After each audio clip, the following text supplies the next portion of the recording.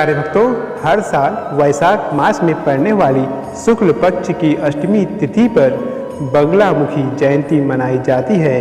भक्तों, इस साल बगलामुखी जयंती 15 मई 2024 को मनाई जाएगी। भक्तों, मान्यता है कि जो लोग सच्चे मन से देवी बगलामुखी की आराधना करते हैं, उन्हें जीवन में कभी भी किसी भी तरह की समस्याएं नहीं होती। भक्तों, सनातन धर्म में देवी बगलामुखी की पूजा का विशेष महत्व है। धार्मिक मान्यता अनुसार जो भी भक्त सच्चे मन से माँ बगलामुखी की आराधना करता है, उसके जीवन में आ रही सभी परेशानियों को देवी माँ हर लेती हैं। भक्तों, आइए जानते हैं क्यों मनाई जाती है बगलामुखी जयंती। भक्तों, माँ बगलामुखी का मंत्र कुंडली के स्वाधिष्ठान चक्र को जागृत करता है। भक्तों, बगलामुखी जयंती को माँ बगलामुखी के प्रकट उत्सव के नाम से भी जाना जाता है। भक्तों, धार्मिक मान्यताओं के अनुसार माँ बगलामुखी की पूजा 10 महाविद्या के रूप में की जाती है। इसी वजह से देश के कई राज्यों में इन्हें बुद्धि की देवी के नाम से जाना जाता है। भक्तों, माँ बगलामुखी की पूजा खास तौर पर कोर्ट कचहरी और शत्रु से छुटकारा पाने के लिए की जाती है। देवी को बगलामुखी, पीताम्बरा, बगला, वल्लामुखी, वागलमुखी, ब्रह्मास्त्र विद्या आदि नामों से जाना जाता है। बगलामुखी कथा के अनुसार एक बार भारी बाढ़ आई थी, जिसके परिणाम स्वरूप पृथ्वी का पूर्ण विनाश हुआ था। सभी जीवित प्राणी और संपूर्ण सृष्टि दांव पर थी। तब देवताओं ने भगवान शिव से सहायता मांगी। देवताओं ने सुझाव दिया कि केवल देवी शक्ति में ही तूफान को शांत करने की शक्ति है। पृथ्वी को पीड़ा से बचाने के लिए देवी बगलामुखी हरिद्रा सरोवर से निकली और उन्होंने सभी को बचाया। उस दिन के बाद से देवी बगलामुखी को विपत्तियों और बुराइयों से राहत पाने के लिए पूजा जाता है। तो चलिए भक्तों, आज बगलामुखी माता की जयंती के अवसर पर हम माँ बगलामुखी के आशीर्वाद की प्राप्ति हेतु और अपने जीवन से संपूर्ण समस्याओं का विनाश करने के लिए माँ बगलामुखी के इस महामंत्र का 108 बार जाप कर लेते हैं। पर भक्तों, मंत्र जाप करने से पहले मेरा आप सभी से निवेदन है कि आप हमारे YouTube चैनल सत्य सनातनी को सब्सक्राइब करना ना भूलें। साथ ही वीडियो पसंद आए तो कमेंट में जय माँ बगलामुखी लिखना भी ना भूलें। चलिए भक्तों, मंत्र जाप आरंभ करते हैं। ओम ह्रीं बगलामुखी सर्वदुष्टानां वाचं मुखं पदं स्तंभै जिह्वाकीले बुद्धिं विनाशय ह्रीं ॐ स्वाहा। ॐ ह्रीं बगलामुखी सर्वदुष्टानां वाचं मुखं पदं स्तंभै जिह्वाकीले बुद्धिं विनाशय ह्रीं ॐ स्वाहा। ॐ ह्रीं बगलामुखी सर्वदुष्टानां वाचं मुखं पदं स्तंभै जिह्वाकीले बुद्धिं विनाशय ह्रीं ॐ स्वाहा। ॐ ह्रीं बगलामुखी सर्वदुष्टानां वाचं मुखं पदं स्तंभै जिह्वाकीले बुद्धिं विनाशय ह्रीं ॐ स्वाहा। ॐ ह्रीं बगलामुखी सर्वदुष्टानां वाचं मुखं पदं स्तंभै जिह्वाकीले बुद्धिं विनाशय ह्रीं ॐ स्वाहा। ॐ ह्रीं बगलामुखी सर्वदुष्टानां वाचं मुखं पदं स्तंभै जिह्वाकीले बुद्धिं विनाशय ह्रीं ॐ स्वाहा। ॐ ह्रीं बगलामुखी सर्वदुष्टानां वाचं मुखं पदं स्तम्भै जिह्वाकीले बुद्धिं विनाशय ह्रीं ॐ स्वाहा। ॐ ह्रीं बगलामुखी सर्वदुष्टानां वाचं मुखं पदं स्तम्भै जिह्वाकीले बुद्धिं विनाशय ह्रीं ॐ स्वाहा। ॐ ह्रीं बगलामुखी सर्वदुष्टानां वाचं मुखं पदं स्तम्भै जिह्वाकीले बुद्धिं विनाशय ह्रीं ॐ स्वाहा। ॐ ह्रीं बगलामुखी सर्वदुष्टानां वाचं मुखं पदं स्तम्भै जिह्वाकीले बुद्धिं विनाशय ह्रीं ॐ स्वाहा।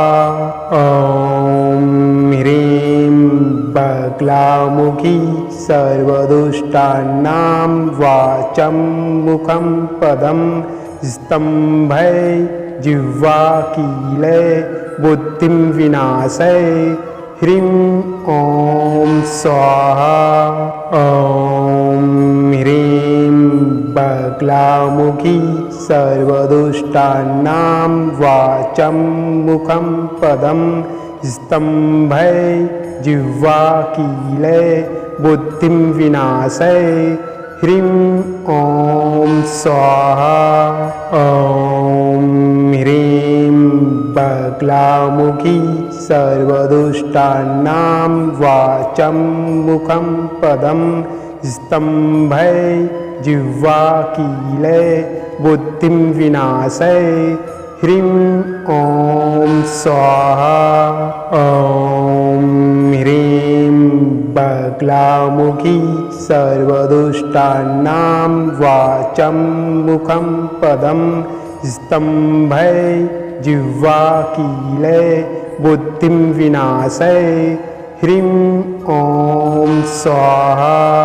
ॐ ह्रीं बगलामुखी सर्वदुष्टानां वाचं मुखं पदं स्तम्भै जिह्वाकीले बुद्धिं विनाशय ह्रीं ॐ स्वाहा। ॐ ह्रीं बगलामुखी सर्वदुष्टानां वाचं मुखं पदं स्तम्भै जिह्वाकीले बुद्धिं विनाशय ह्रीं ॐ स्वाहा। ॐ ह्रीं बगलामुखी सर्वदुष्टानां वाचं मुखं पदं स्तम्भै जिह्वाकीले बुद्धिं विनाशय ह्रीं ॐ स्वाहा। ॐ ह्रीं बगलामुखी सर्वदुष्टानां वाचं मुखं पदं स्तम्भै जिह्वाकीले बुद्धिं विनाशय ह्रीं ॐ स्वाहा। ॐ ह्रीं बगलामुखी सर्वदुष्टानां वाचं मुखं पदं स्तम्भै जिह्वाकीले बुद्धिं विनाशय ह्रीं ॐ स्वाहा। ॐ ह्रीं बगलामुखी सर्वदुष्टानां वाचं मुखं पदं स्तम्भै जिह्वाकीले बुद्धिं विनाशय ह्रीं ॐ स्वाहा। ॐ ह्रीं बगलामुखी सर्वदुष्टानां वाचं मुखं पदं स्तम्भै जिह्वाकीले बुद्धिं विनाशय ह्रीं ॐ स्वाहा। ॐ ह्रीं बगलामुखी सर्वदुष्टानां वाचं मुखं पदं स्तम्भै जिह्वाकीले बुद्धिं विनाशय। ह्रीं ॐ स्वाहा। ॐ ह्रीं बगलामुखी सर्वदुष्टानां वाचं मुखं पदं स्तम्भै जिह्वाकीले बुद्धिं विनाशय। ह्रीं ॐ स्वाहा। ॐ ह्रीं बगलामुखी सर्वदुष्टानां वाचं मुखं पदं स्तम्भै जिह्वाकीले बुद्धिं विनाशय। ह्रीं ॐ स्वाहा। ॐ ह्रीं बगलामुखी सर्वदुष्टानां वाचं मुखं पदं स्तम्भै जिह्वाकीले बुद्धिं विनाशय। ह्रीं ॐ स्वाहा। ॐ ह्रीं बगलामुखी सर्वदुष्टानां वाचं मुखं पदं स्तम्भै जिह्वाकीले बुद्धिं विनाशय। ह्रीं ॐ स्वाहा। ॐ ह्रीं बगलामुखी सर्वदुष्टानां वाचं मुखं पदं स्तम्भै जिह्वाकीले बुद्धिं विनाशय। ह्रीं ॐ स्वाहा। ॐ ह्रीं बगलामुखी सर्वदुष्टानां वाचं मुखं पदं स्तम्भै जिह्वाकीले बुद्धिं विनाशय। ह्रीं ॐ स्वाहा। ॐ ह्रीं बगलामुखी सर्वदुष्टानां वाचं मुखं पदं स्तम्भै जिह्वाकीले बुद्धिं विनाशय। ह्रीं ॐ स्वाहा। ॐ ह्रीं बगलामुखी सर्वदुष्टानां वाचं मुखं पदं स्तम्भै जिह्वाकीले बुद्धिं विनाशय। ह्रीं ॐ स्वाहा। ॐ ह्रीं बगलामुखी सर्वदुष्टानां वाचं मुखं पदं स्तम्भै जिह्वाकीले बुद्धिं विनाशय। ह्रीं ॐ स्वाहा। ॐ ह्रीं बगलामुखी सर्वदुष्टानां वाचं मुखं पदं स्तम्भै जिह्वाकीले बुद्धिं विनाशय। ह्रीं ॐ स्वाहा। ॐ ह्रीं बगलामुखी सर्वदुष्टानां वाचं मुखं पदं स्तम्भै जिह्वाकीले बुद्धिं विनाशय। ह्रीं ॐ स्वाहा। ॐ ह्रीं बगलामुखी सर्वदुष्टानां वाचं मुखं पदं स्तम्भै जिह्वाकीले बुद्धिं विनाशय। ह्रीं ॐ स्वाहा। ॐ ह्रीं बगलामुखी सर्वदुष्टानां वाचं मुखं पदं स्तम्भै जिह्वाकीले बुद्धिं विनाशय। ह्रीं ॐ स्वाहा। ॐ ह्रीं बगलामुखी सर्वदुष्टानां वाचं मुखं पदं स्तम्भै जिह्वाकीले बुद्धिं विनाशय ह्रीं ॐ स्वाहा। ॐ ह्रीं बगलामुखी सर्वदुष्टानां वाचं मुखं पदं स्तम्भय जिह्वाकीले बुद्धिं विनाशय ह्रीं ॐ स्वाहा। ॐ ह्रीं बगलामुखी सर्वदुष्टानां वाचं मुखं पदं स्तम्भय जिह्वाकीले बुद्धिं विनाशय ह्रीं ॐ स्वाहा। ॐ ह्रीं बगलामुखी सर्वदुष्टानां वाचं मुखं पदं स्तम्भय जिह्वाकीले बुद्धिं विनाशय ह्रीं ॐ स्वाहा। ॐ ह्रीं बगलामुखी सर्वदुष्टानां वाचं मुखं पदं स्तम्भय जिह्वाकीले बुद्धिं विनाशय ह्रीं ॐ स्वाहा। ॐ ह्रीं बगलामुखी सर्वदुष्टानां वाचं मुखं पदं स्तम्भय जिह्वाकीले बुद्धिं विनाशय ह्रीं ॐ स्वाहा। ॐ ह्रीं बगलामुखी सर्वदुष्टानां वाचं मुखं पदं स्तम्भय जिह्वाकीले बुद्धिं विनाशय ह्रीं ॐ स्वाहा। ॐ ह्रीं बगलामुखी सर्वदुष्टानां वाचं मुखं पदं स्तम्भय जिह्वाकीले बुद्धिं विनाशय ह्रीं ॐ स्वाहा।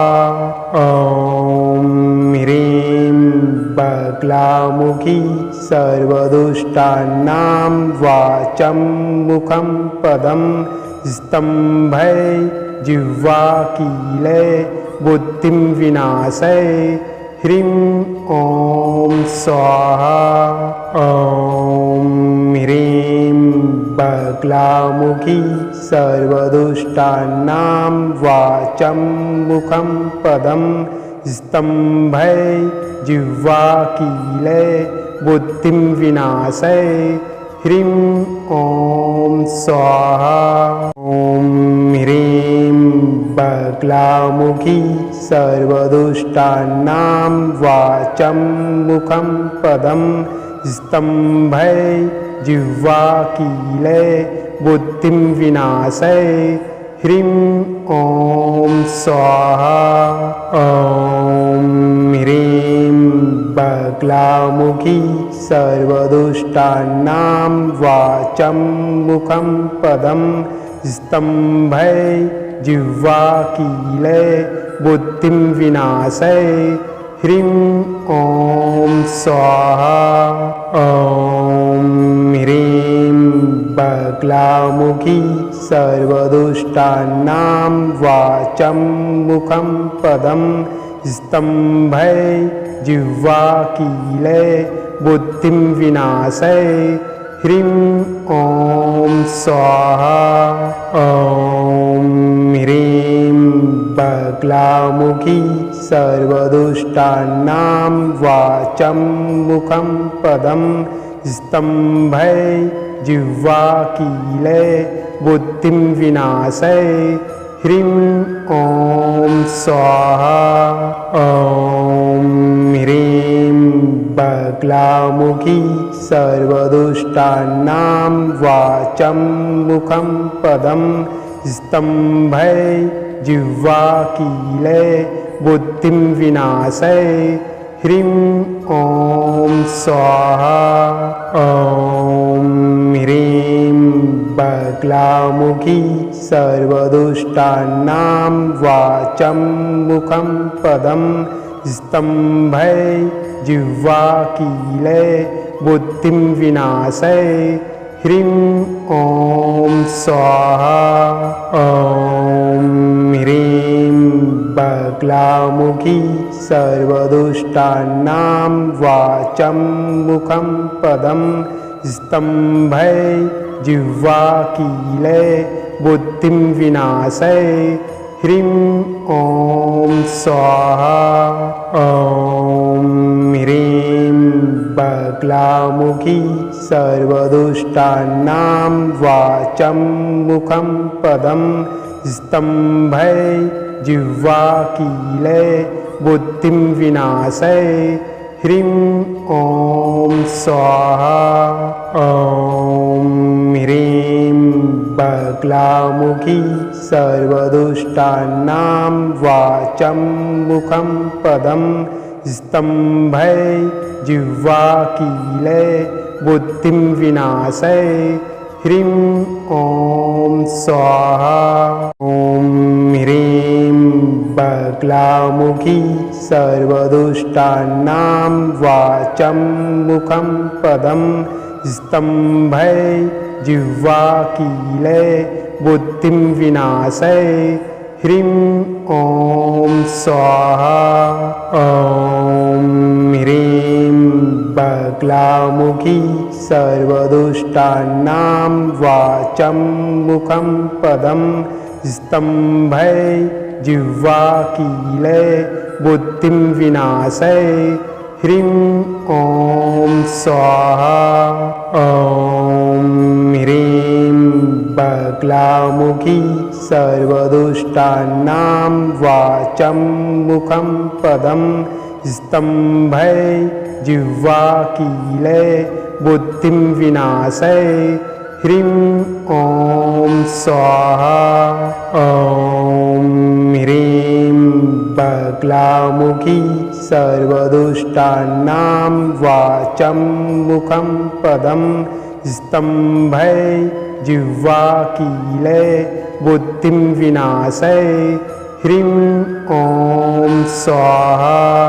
ॐ ह्रीं बगलामुखी सर्वदुष्टानां वाचं मुखं पदं स्तम्भय जिह्वाकीले बुद्धिं विनाशय ह्रीं ॐ स्वाहा। ॐ ह्रीं बगलामुखी सर्वदुष्टानां वाचं मुखं पदं स्तम्भय जिह्वाकीले बुद्धिं विनाशय ह्रीं ॐ स्वाहा। ॐ ह्रीं बगलामुखी सर्वदुष्टानां वाचं मुखं पदं स्तम्भय जिह्वाकीले बुद्धिं विनाशय ह्रीं ॐ स्वाहा। ॐ ह्रीं बगलामुखी सर्वदुष्टानां वाचं मुखं पदं स्तम्भय जिह्वाकीले बुद्धिं विनाशय ह्रीं ॐ स्वाहा। ॐ ह्रीं बगलामुखी सर्वदुष्टानां वाचं मुखं पदं स्तम्भय जिह्वाकीले बुद्धिं विनाशय ह्रीं ॐ स्वाहा।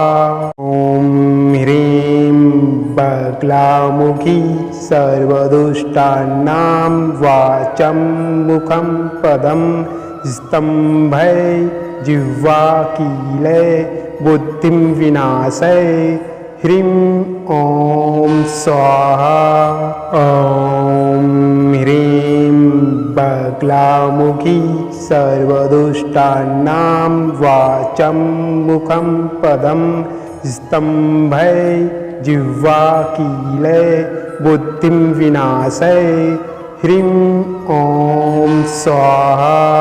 ॐ ह्रीं बगलामुखी सर्वदुष्टानां वाचं मुखं पदं स्तम्भै जिह्वाकीले बुद्धिं विनाशय ह्रीं ॐ स्वाहा। ॐ ह्रीं बगलामुखी सर्वदुष्टानां वाचं मुखं पदं स्तम्भै जिह्वाकीले बुद्धिं विनाशय ह्रीं ॐ स्वाहा। ॐ ह्रीं बगलामुखी सर्वदुष्टानां वाचं मुखं पदं स्तम्भै जिह्वाकीले बुद्धिं विनाशय ह्रीं ॐ स्वाहा।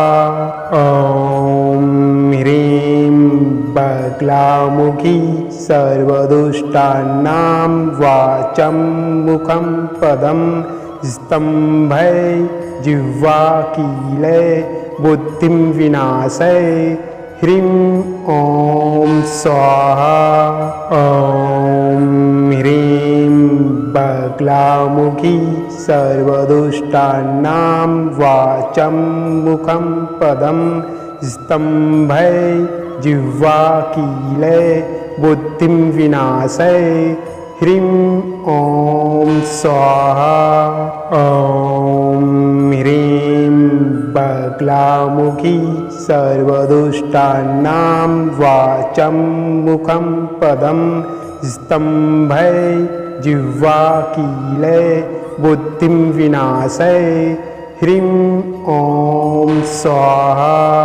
ॐ ह्रीं बगलामुखी सर्वदुष्टानां वाचं मुखं पदं स्तम्भै जिह्वाकीले बुद्धिं विनाशय ह्रीं ॐ स्वाहा। ॐ ह्रीं बगलामुखी सर्वदुष्टानां वाचं मुखं पदं स्तम्भै जिह्वाकीले बुद्धिं विनाशय ह्रीं ॐ स्वाहा। ॐ ह्रीं बगलामुखी सर्वदुष्टानां वाचं मुखं पदं स्तम्भै जिह्वाकीले बुद्धिं विनाशय ह्रीं ॐ स्वाहा। ॐ ह्रीं बगलामुखी सर्वदुष्टानां वाचं मुखं पदं स्तम्भै जिह्वाकीले बुद्धिं विनाशय ह्रीं ॐ स्वाहा। ॐ ह्रीं बगलामुखी सर्वदुष्टानां वाचं मुखं पदं स्तम्भै जिह्वाकीले बुद्धिं विनाशय ह्रीं ॐ स्वाहा। ॐ ह्रीं बगलामुखी सर्वदुष्टानां वाचं मुखं पदं स्तम्भै जिह्वाकीले बुद्धिं विनाशय ह्रीं ॐ स्वाहा। ॐ ह्रीं बगलामुखी सर्वदुष्टानां वाचं मुखं पदं स्तम्भै जिह्वाकीले बुद्धिं विनाशय ह्रीं ॐ स्वाहा। ॐ ह्रीं बगलामुखी सर्वदुष्टानां वाचं मुखं पदं स्तम्भै जिह्वाकीले बुद्धिं विनाशय ह्रीं ॐ स्वाहा। ॐ ह्रीं बगलामुखी सर्वदुष्टानां वाचं मुखं पदं स्तम्भै जिह्वाकीले बुद्धिं विनाशय ह्रीं ॐ स्वाहा।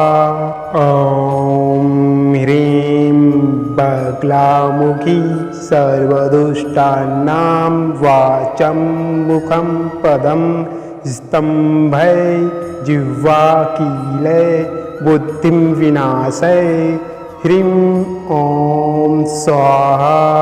ॐ ह्रीं बगलामुखी सर्वदुष्टानां वाचं मुखं पदं स्तम्भै जिह्वाकीले बुद्धिं विनाशय ह्रीं ॐ स्वाहा।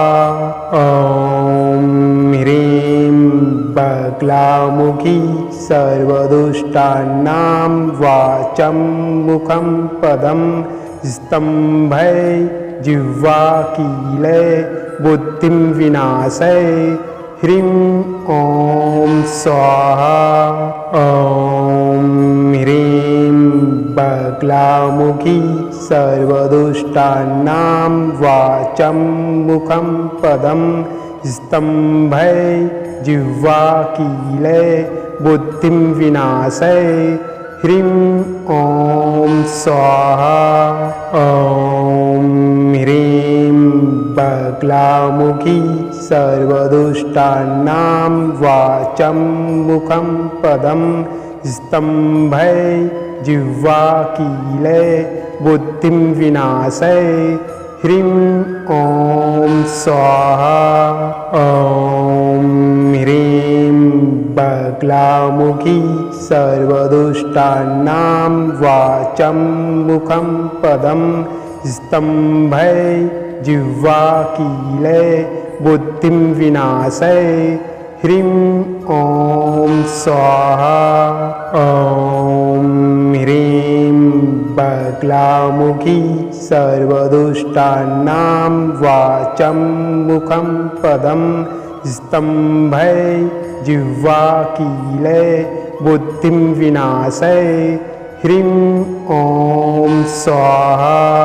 ॐ ह्रीं बगलामुखी सर्वदुष्टानां वाचं मुखं पदं स्तम्भै जिह्वाकीले बुद्धिं विनाशय ह्रीं ॐ स्वाहा।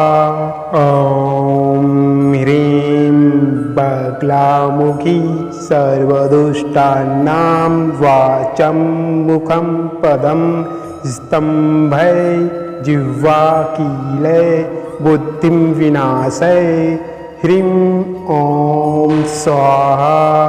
ॐ ह्रीं बगलामुखी सर्वदुष्टानां वाचं मुखं पदं स्तम्भै जिह्वाकीले बुद्धिं विनाशय ह्रीं ॐ स्वाहा। ॐ ह्रीं बगलामुखी सर्वदुष्टानां वाचं मुखं पदं स्तम्भै जिह्वाकीले बुद्धिं विनाशय ह्रीं ॐ स्वाहा। ॐ ह्रीं बगलामुखी सर्वदुष्टानां वाचं मुखं पदं स्तम्भै जिह्वाकीले बुद्धिं विनाशय ह्रीं ॐ स्वाहा। ॐ ह्रीं बगलामुखी सर्वदुष्टानां वाचं मुखं पदं स्तम्भै जिह्वाकीले बुद्धिं विनाशय ह्रीं ॐ स्वाहा। ॐ ह्रीं बगलामुखी सर्वदुष्टानां वाचं मुखं पदं स्तम्भै जिह्वाकीले बुद्धिं विनाशय ह्रीं ॐ स्वाहा। ॐ ह्रीं बगलामुखी सर्वदुष्टानां वाचं मुखं पदं स्तम्भै जिह्वाकीले बुद्धिं विनाशय ह्रीं ॐ स्वाहा। ॐ ह्रीं बगलामुखी सर्वदुष्टानां वाचं मुखं पदं स्तम्भै जिह्वाकीले बुद्धिं विनाशय ह्रीं ॐ स्वाहा। ॐ ह्रीं बगलामुखी सर्वदुष्टानां वाचं मुखं पदं स्तम्भै जिह्वाकीले बुद्धिं विनाशय ह्रीं ॐ स्वाहा। ॐ ह्रीं बगलामुखी सर्वदुष्टानां वाचं मुखं पदं स्तम्भै जिह्वाकीले बुद्धिं विनाशय ह्रीं ॐ स्वाहा। ॐ ह्रीं बगलामुखी सर्वदुष्टानां वाचं मुखं पदं स्तम्भै जिह्वाकीले बुद्धिं विनाशय ह्रीं ॐ स्वाहा। ॐ ह्रीं बगलामुखी सर्वदुष्टानां वाचं मुखं पदं स्तम्भै जिह्वाकीले बुद्धिं विनाशय ह्रीं ॐ स्वाहा। ॐ ह्रीं बगलामुखी सर्वदुष्टानां वाचं मुखं पदं स्तम्भै जिह्वाकीले बुद्धिं विनाशय ह्रीं ॐ स्वाहा। ॐ ह्रीं बगलामुखी सर्वदुष्टानां वाचं मुखं पदं स्तम्भै जिह्वाकीले बुद्धिं विनाशय ह्रीं ॐ स्वाहा। ॐ ह्रीं बगलामुखी सर्वदुष्टानां वाचं मुखं पदं स्तम्भै जिह्वाकीले बुद्धिं विनाशय ह्रीं ॐ स्वाहा। ॐ ह्रीं बगलामुखी सर्वदुष्टानां वाचं मुखं पदं स्तम्भै जिह्वाकीले बुद्धिं विनाशय ह्रीं ॐ स्वाहा।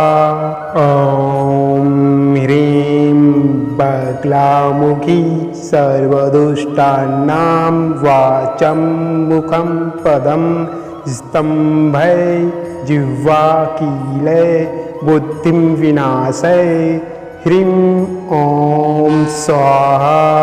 ॐ ह्रीं बगलामुखी सर्वदुष्टानां वाचं मुखं पदं स्तम्भै जिह्वाकीले बुद्धिं विनाशय ह्रीं ॐ स्वाहा। ॐ ह्रीं बगलामुखी सर्वदुष्टानां वाचं मुखं पदं स्तम्भै जिह्वाकीले बुद्धिं विनाशय ह्रीं ॐ स्वाहा। ॐ ह्रीं बगलामुखी सर्वदुष्टानां वाचं मुखं पदं स्तम्भै जिह्वाकीले बुद्धिं विनाशय ह्रीं ॐ स्वाहा।